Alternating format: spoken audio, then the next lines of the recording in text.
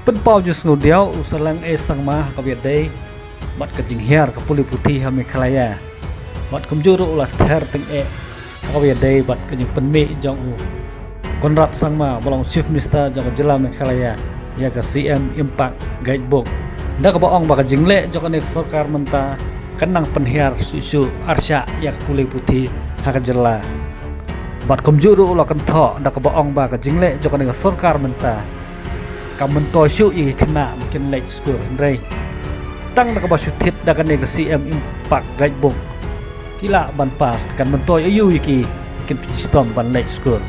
You see, it was a desperate move on the part of the government to bring our state into the limelight, where it has gone down so very badly.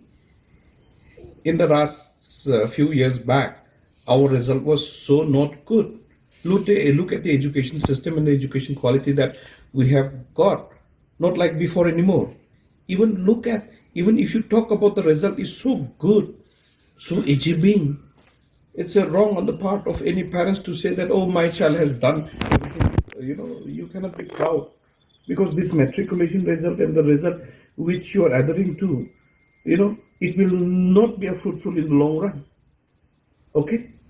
Now, we send our children to the schools so that we create a well-equipped, educated, and knowledgeable, youth.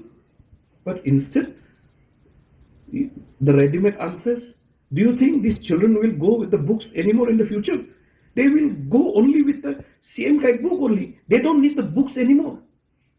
Where they will refer the book anymore? Tell me. When they have got the ready answer in that CM Guidebook, why the hell they need to learn even in the schools also? They just can take the guidebook, write the exam. They don't need the